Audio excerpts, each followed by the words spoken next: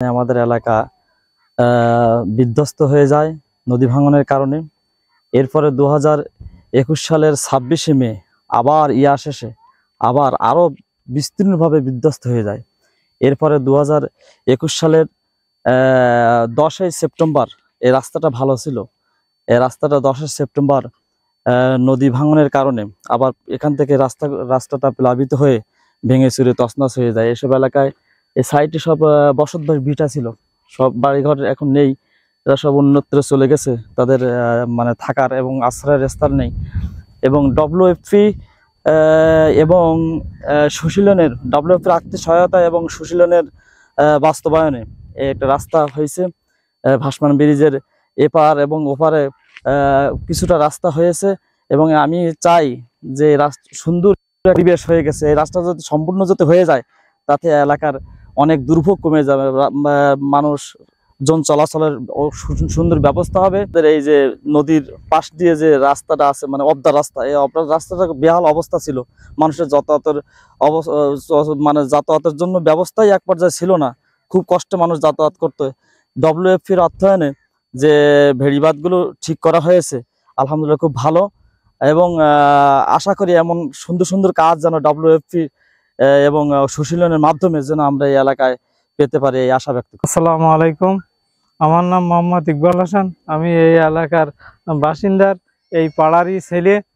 এখন আমাদের তো ওই সে আপ্যায়ন ঝড়ে খুব ক্ষতিগ্রস্ত ছিলাম, রাস্তাঘাট তো কিছু ছিল না, এসব বাস্তবায়ন এসব জায়গায় সব ভিটা ছিল, তাতে এখন সব পানিতে মানে খালি গেছে, নদী হয়ে গেছে। এখানে এখন 20-25 হাত করে পানি। এখানে এই অবস্থা, এখানে একটা জামে মসজিদ ছিল, মসজিদটা বিল্ডিং ছিল, এখন এই মসজিদটা তো ভেঙে চুরি একদম নদী দিয়ে চলে গে। আর মুরব্বীরা এ জায়গায় নামাজ কালাম পড়তে আসতে পারতো না, বাচ্চা কাচ্চারা আসতে পারতো না, মানুষ চলাফেরা করতে পারতো না, নৌকায় চলাফেরা করতো।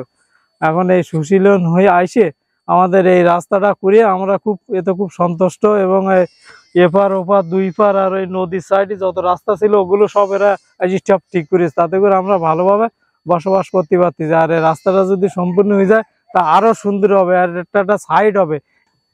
আমি এখানে আমার ঘর ছিল, হ্যাঁ, এখানে আমার ভিটা, এই আমি যেখানে দাঁড়িয়ে রয়েছি এইখানে আমার বাসস্ট্যান্ড বাস ঘর ছিলেন, হ্যাঁ। এই ঘর এই যে নদী ভাঙনের এই বিলের মধ্যে দিয়ে বড় খাল এসে আমার ঘর বাড়ি সব বিলীন হয়ে যাওয়ার পরে আমি খুব দুর্ভোগে বসবাস করছি, হ্যাঁ, এবং করিলাম কিছুদিন রাস্তার উপরে বসবাসও করেছিলাম। তারপরে এখন আর কি সামান্য একটু ঘর পেতে এক জায়গায় বসবাস করতেছি, এই ভিটির একখানায়।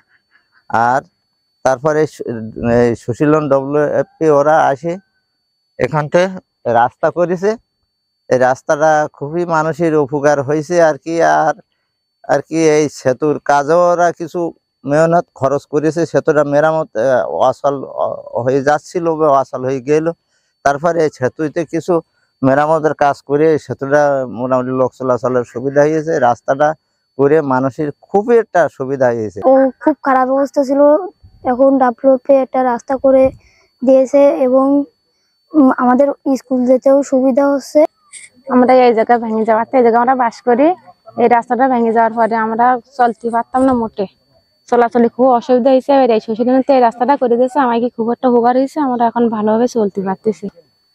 আগে রাস্তাঘাট ছিল না, আমরা চলাচল করতে পারতাম না, এখন রাস্তা দিয়ে খুব সুন্দর হয়েছে। এখন বাচ্চা কাচ্চা মসজিদে যেতে পারে, আরবি পড়তে পারে, নামাজ পড়তে পারে।